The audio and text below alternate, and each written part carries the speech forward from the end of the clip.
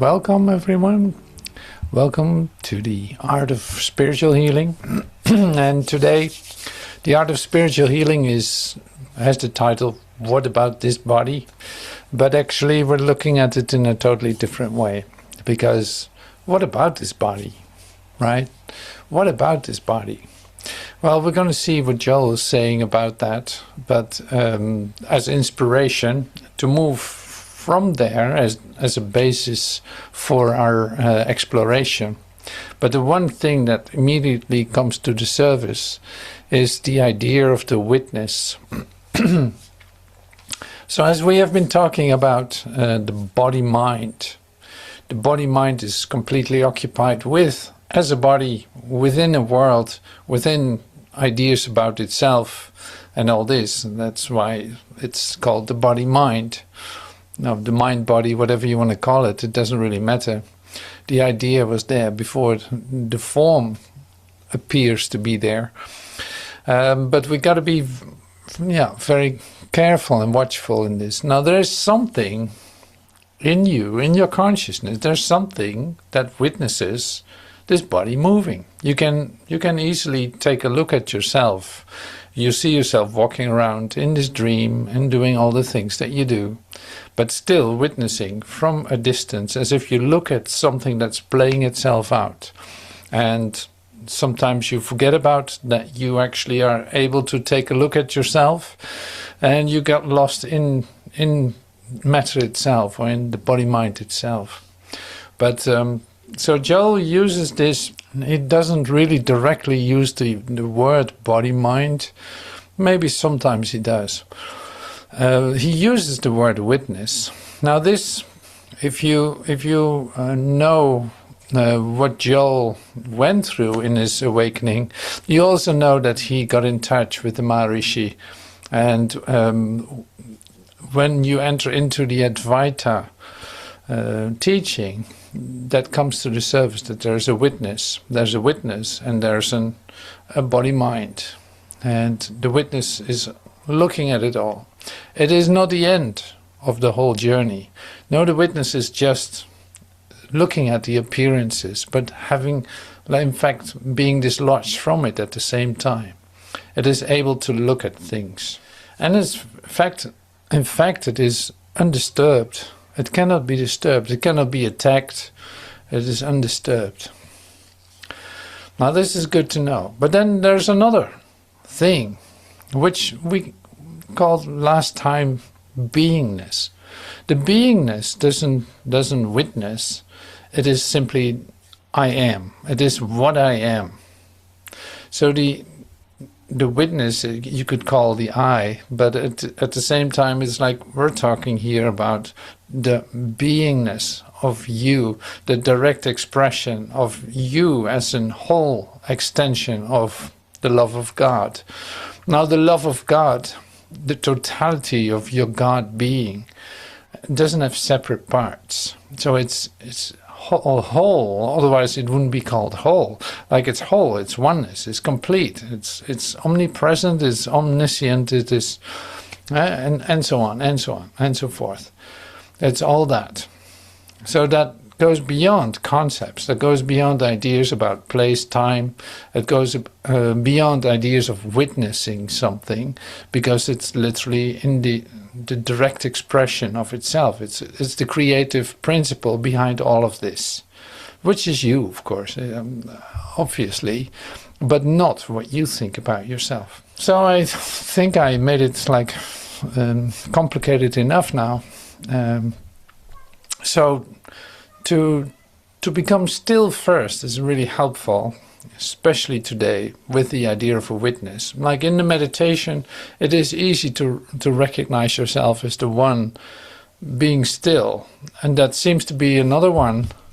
That seems to be another one than the one that is in action in the world. But there are no separate parts in all this. So this is only a temporary expression of itself. just like the witness is witnessing something. You can say, like, if I look with Christ vision, I attain Christ consciousness, I look with Christ vision, what do I see? I see a real world. It doesn't have anything to do with form any longer, but you look straight through the form. You look straight through the ideas that conceptualized you in your definitions of yourself, but has nothing to do with reality. Now, in the Course in Miracles, that is called the happy dream. You look with your Christ vision into a happy dream, into the real world. That's the word I was looking for, into the real world. The real world has nothing to do with form. It has everything to do with the reality of your being. But also, it is a temporary form. It's like a counter dream. It is a momentary transitional thing in your spiritual development. The same with the witness. It's a temporary form which is helpful in your awakening. When that isn't helpful anymore, it disappears literally into the wholeness that it always was part of. Now it starts to make more sense probably when you hear it like this, when you can receive it like this. So, in other words, with coming from the idea of what about this body, you can say, like, the body that you know as a human being is an idea about a body. It's an idea, it's a definition, it is limited in what it can do, it is limited in what it seems to be under certain laws of nutrition, of health, and all this. You cannot walk endless marathons in 1 week. No, you will have to rest, because that's part of the law of the body. Now, that law is made up, like it's a made-up law that we start to share, and it became a reality to us because we are creative minds. You could say we are very creative in basically defining ourselves. That's what we have been doing. Now, what about this body? Well, we were very creative in inventing concepts about the body, organizing laws around it, laws of health, laws of nutrition, laws of immunization. All these laws that we know are part of the human existence as you know it. But the origin of it, going to the root of it, the origin of it is still concepts, it's ideas. Does that have any reality? In reality, no. In human life, well, you speak for yourself. You can answer that question for yourself. Does it have reality to you? And are you realizing, as the witness, looking at it, do you realize that this is a concept that you hold about the body, about the laws of sickness, the laws of health, the laws of nutrition, like you should eat that and you should do this and this. You have to exercise, otherwise you get stiff or you get this or that, like completely embedded in laws. Are you aware that you can distance yourself from it, actually taking a look at it, as like helicoptering above it and taking another look at it? So this is one thing that happens here. And you can imagine that if you're not completely into the concepts as trying to identify it, trying to defend it, trying to live with it, trying to adhere to the laws of nutrition and all this, if you dislodge yourself from it, you can imagine that that has an effect upon the idea of the body that you hold. Now you can say, well, did God create this body? And that's an interesting question, of course. Like, did God create this body? Like, there's nothing that God did not create. But the body as God created it can never be the form that you have.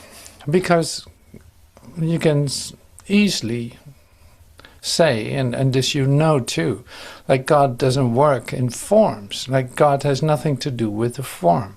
God has nothing to do with separate objects. God has nothing to do with something that is temporary, or with something that is being born, lives for a while, and then dies. Like God cannot have anything to do with that, since he's like, there's life eternal. That's not temporal. That is not a long time. No, it is eternal. It is infinite. It is never ending. It is not temporal. So you see, now here your concepts completely fail, because now you're looking for a way to express the God creation into concepts. And this you don't have to do, because it doesn't make any sense. So talking consciousness here, talking witness here, makes it easier, because what about your consciousness is temporal? Nothing. Nothing is temporal. Like, no. And can something be attacked? No. Can something be sick? No. In your consciousness, there is no such thing as this physical body. So you see that the belief in the concept of a body, the belief into the material part of you, is a project in undoing. Is literally, that's going to be undone in your experience of yourself. That goes the way it goes for you. There's a possibility here to have a totally different experience in your consciousness when you dislodge for a moment from holding on to this temporal idea of yourself, to this limited description that you admire or that you hold on to, possess, or whatever you do with it, in order to maintain it. So here it goes. Here it goes. So here is, in fact, light entering into your consciousness. There's a possibility to have a direct, different experience of that. Now this, luckily, today I received a poem of one of us, and I want to use that poem as a meditation specifically for this, what I'm talking about, because it has everything to do with that. It is in fact a description of what you are not. It is a via negativa. You're familiar with the term by now, probably. It's like it's a description of what it isn't, and that helps you to activate your mind to discover what it truly is. So that is what I'm going to share with you, and I will read it in English, and Michele will read it. She wrote it too. She will read it in French. So thank you. We'll start with the meditation.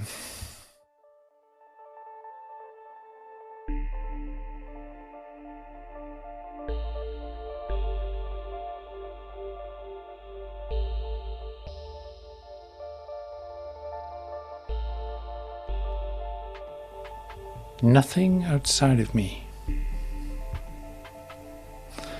Nothing is outside of me. Nothing is outside of me. I dive into one consciousness.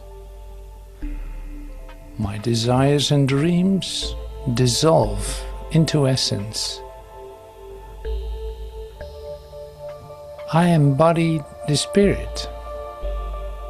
It is the sun, the aura of light. It is creation, the aura of the Creator. It is the original, the aura of the Source.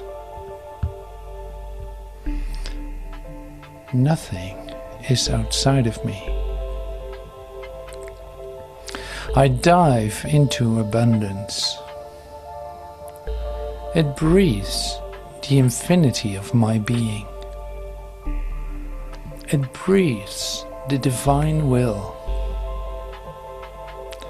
It is the very movement of life.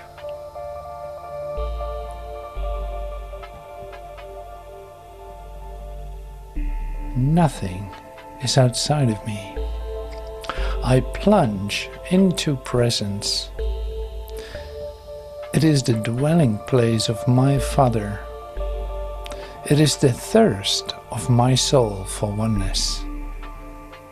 It is the recognition of the now.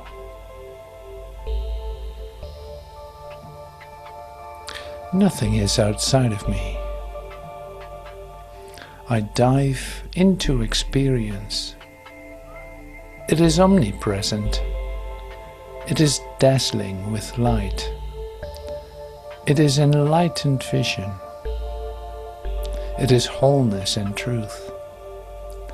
It is the realization of heaven. Nothing is outside the self.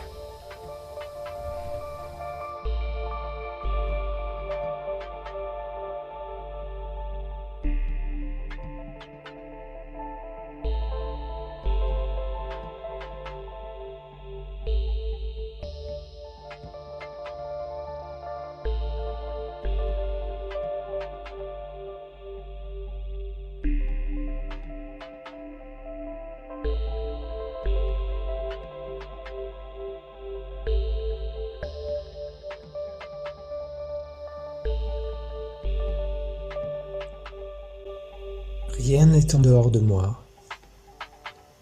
Rien n'est en dehors de moi. Je plonge dans la conscience unique. Mes désirs, rêves se dissipent en essence. J'incarne l'esprit. Il est soleil, aura de lumière. Il est création, aura du Créateur. Il est l'originel, aura de la source. Rien n'est en dehors de moi. Je plonge dans l'abondance. Elle respire l'infinité de mon être. Elle respire la volonté divine. Elle est le mouvement même de la vie.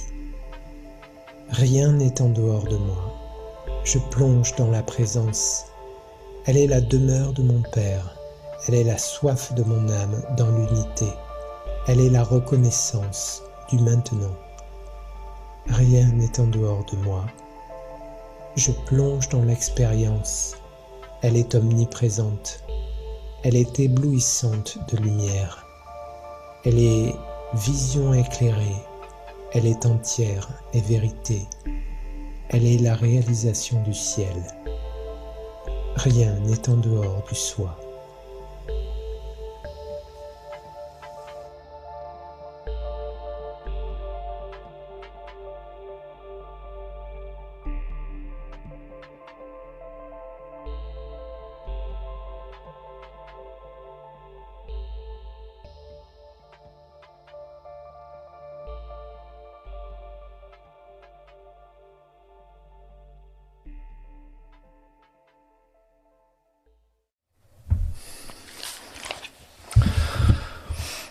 All right, well, thank you so much. Great poem, lovely to be with and to dive into. So you see, like, I dive into the experiences. It's like you dive into what abundance is, you dive into what innocence is. Now this diving into is in fact losing yourself in it. That's inevitable. So when you lose yourself in it, what is witnessing then? It's like, is there still something witnessing? Well, that really depends on how deep that experience is. Like if I say, like, I'm disappearing into the heart of God, when that happens, do I have a recollection of the heart of God? No, I'm completely that. I'm wholly in there. I'm wholly there. I'm wholly extending. I'm dissolved into the oneness that I am. So the I, you could say, or the witness comes back as soon as you get an idea. I told this many times, probably. It is like you have a beautiful experience of oneness. You go deeply into it, disappear into light, and suddenly you get an idea. I'm hungry. And this idea, I'm hungry, is sufficient to literally recall a world, at least with a fridge, where you could find something to eat. And this literally you animate the world again, while a moment ago the world was gone. So this entering into and going out of it is a practice that we're doing. So this is why you can say in the art of spiritual healing, there's still a witness. There's somebody, there's something that witnesses and that recognizes, and also that extends and gives. And that's so the moment that the healing occurs, you can disappear into light. You could say, oh, you recognize your communication with your creator. And the communication with your creator is not like I'm here and God is somewhere up there. No, it is a direct experience, and you go into that. You enter into that experience. I think of man like I think of the ocean. The fishes are in there, the crabs and the sharks and the whales and the snakes and the shrimp, etc. All invisible to the human eye, but they're all in there, not outside. So men and women live and move in God, not knowing it, but we do. We do know. We do now. We're not outside. We are in Him. Yeah, absolutely. Thank you. That's a great way of saying it. Like, that's the very practicality of it. But anyway, so it's like using this in the art of spiritual healing is then recognizing that there's a witness. So in that sense, that's the only thing where spiritual healing applies, you could say, because at a certain point there is no necessity for spiritual healing. If you're realized in your Christhood, there's no need to heal. So that the same as there's no need to forgive. If you have recognized your innocence, you see nothing to forgive. There's literally nothing to forgive. If you recognize that you're whole as you were created, not by your concepts about it, not by your definitions of it, but coming into the direct expression of it, you cannot consider anything like forgiveness. It doesn't make sense. So this healing process, because it's like where we're finding ourselves. That's why I'm talking a bit, because it's like otherwise this is not typically out of the book kind of moment together. So and that's why I search, in a certain sense I express myself in search to come to a common place where we recognize, like, oh yeah, I know what you're talking about.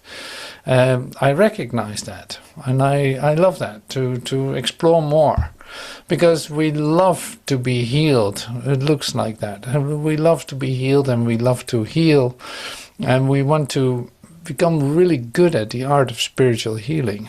We want to master the art. So to master the art makes it immediately, in fact, redundant. Like, in other words, the necessity for it disappears if you master the art. Of course, that looks like something is taken away from you, but that's not the case. We're into the art of spiritual healing. Now, we do this today in different ways. One of them was, I sent a piece of text of Joel. I'm going to go into that text a little bit to introduce it. And then we go expressing ourselves in what is it actually that really talks to you, because that's what this is about. What do you recognize? What is actually happening when you read part of the text of Joel in this chapter of What About This Body? So I'm going to share some sheets with expressions. This is from The Art of Spiritual Healing by Joel Goldsmith. I stand back of me, and I know all that is happening to this person called me, like I'm witnessing this, and to this thing called my body.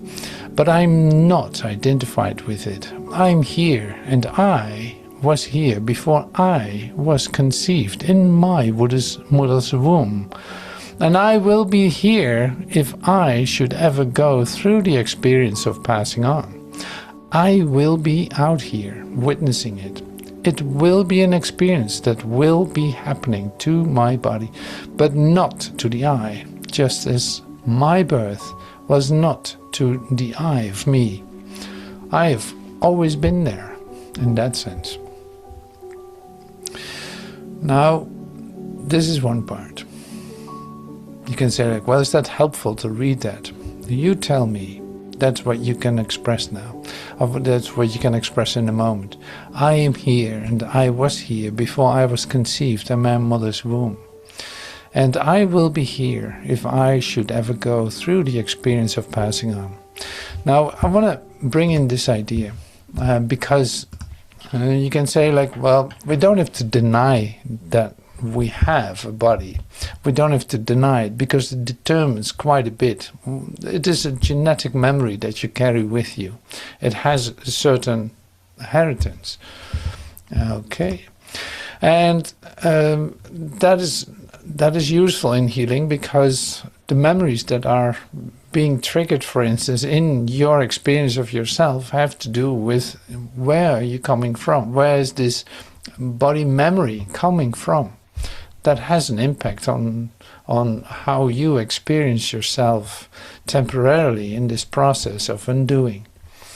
That's why I bring it in. So, like, there's nothing wrong with admitting that this thing that I'm hitting right now is something that is really there for me in my undoing of myself. Like it is formulated by memories, by past memories, of course. You carry that in your DNA.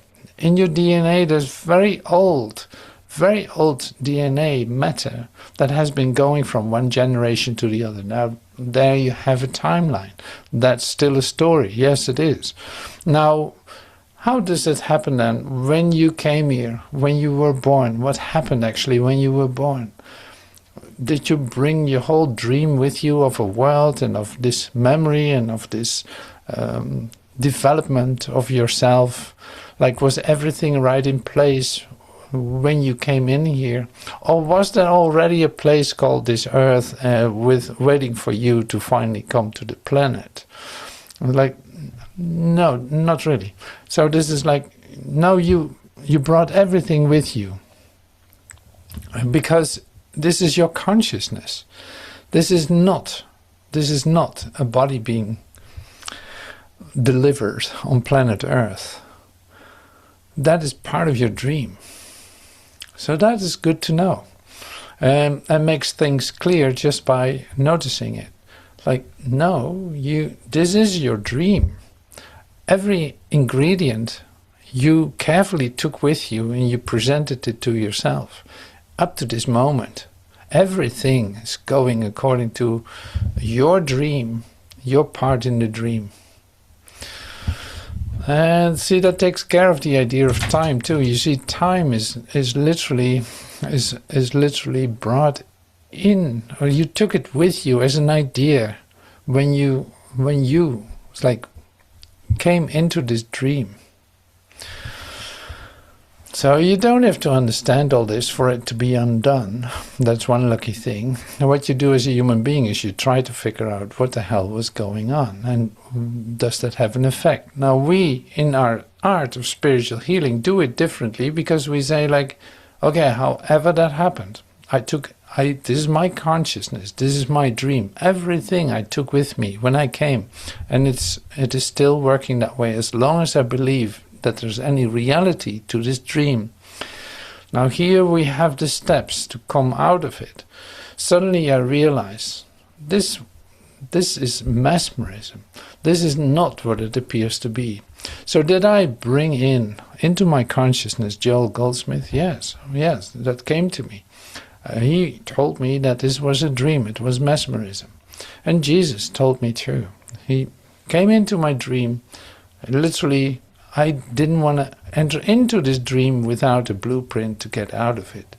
That's why I got in touch with A Course in Miracles, with Joel Goldsmith, with whoever taught me about awakening from this dream. So far, so good. All right, so talking about witness and talking about consciousness. What did really happen in consciousness? Basically nothing, but we'll discover that later probably, hopefully. Okay, next step.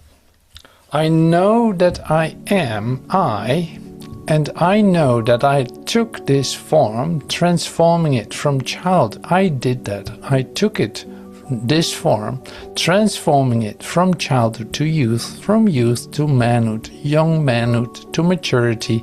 And I know that this transforming process will continue until one of these days I shall evolve out of this sense of body into whatever the true identity or form of my body may be, because there is an I, and that I am that I. I stand here as a witness. Yeah, we're talking consciousness here. The witness. I am aware of myself as a person. I am aware of myself as a body. I'm aware of you as a person. I'm aware that you as a person have a body. And in most cases, I am aware of your true identity. I can almost feel the reality of you which lies behind your eyes. That is you. That is where you are. This other thing out here is only the form that you have assumed in this experience for the purpose of expression. So this is great to play with and to discover with and to express about, because it tells you, where do I find myself? Okay, there's a person. What am I speaking to? I'm speaking to a person. I'm speaking as a person speaking to a person. When I look at you, and here we come into the idea of Christ vision. Like when I take a really good look at you and go beyond what my eyes see, basically looking behind what you are seeing, there's always a bit not so easy for me to do that, as Joel says it, because I have my own experience with it. Like it's easy for me to recognize beyond your body that there is something there. It literally tells me that there is. It literally is the part I can communicate with, despite of what being said. Like this is how that changed. I changed my way of looking at you. I'm not taken by what I see. I'm not using that to formulate your reality or to give a description of who you are. No, I'm basically connecting with you, recognizing myself, recognizing you as part of myself. In doing that, there's no exchange going on. There's pure recognition in consciousness. So it has nothing to do with the form. You could care less. No matter what you tell me, whether you're sick, whether you're this, whether you're that, whether you... No. All the descriptions have nothing to do with you as I see you. This is me speaking directly from a Christ experience. I see beyond the appearances. And in fact, so do you. You see beyond the appearances. Now, what you pick up, this is going a little bit, giving it a twist, so to speak. Like, what is happening here is then, now I can assume a role as a body, talking to another body on planet Earth, having a verbal exchange about what's going on and how difficult it is. No. What have I done? I've created space between you and I. I've created distance. And now this distance is in fact the part that needs to be forgiven again. Recognizing my innocence as the true heart that I'm sharing with and talking to. And being in perfect communication with. Now this is the art of spiritual healing. It's like recognizing the truth of you is recognizing the truth within myself. That has nothing to do with form. It has nothing to do with the words that I'm saying or that you are saying or the descriptions or definitions that you give yourself. Absolutely no information. It literally is no information. It literally tells you nothing about yourself. And you know it too.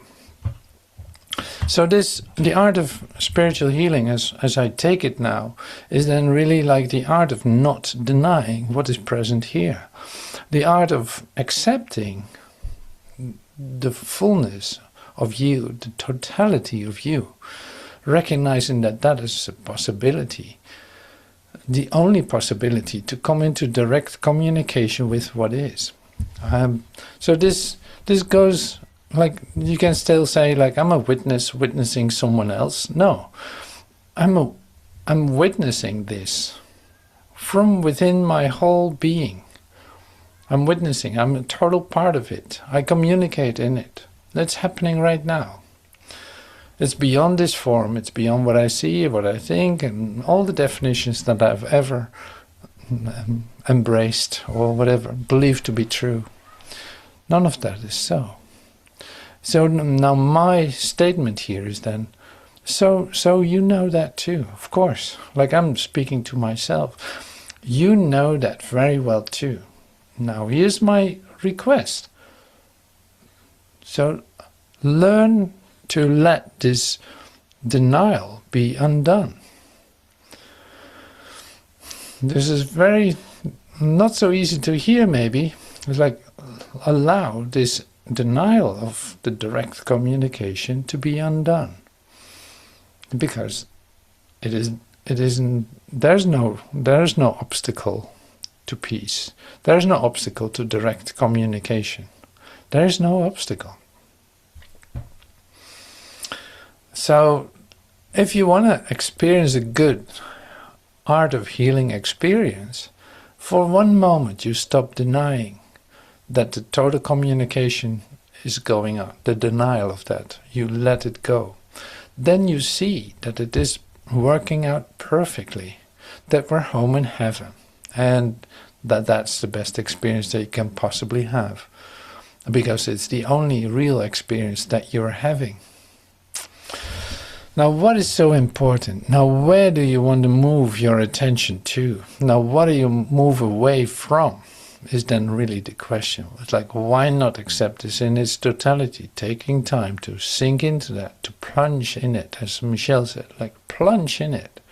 Plunge into your innocence, plunge into your abundance, plunge into your wholeness. Allow that to be everything for you. You think there's something else? No, there is not. You know that now. I told you. So that is really the practice of the art of spiritual healing. So in fact, you only stay right here. So this is given to me to share with you, otherwise I wouldn't be doing it. So I'm happy to express this to you, even though I recognize that I'm talking to myself and that this is a long time over. This has been accepted and it's working perfectly. How about that? All right, well, we dive into the questions, or that what comes to you to share, to testify, to your testimony of truth about what you are and how you extend yourself by using these expressions of Joel and answering some simple questions. So let's start with that now. And that's a non-public part, so that's why we always like stop it right here, something like that. So maybe I come back, maybe we're just doing this and then we disappear into light and rejoice in the love of God. It could very well be. I would suggest to do the same.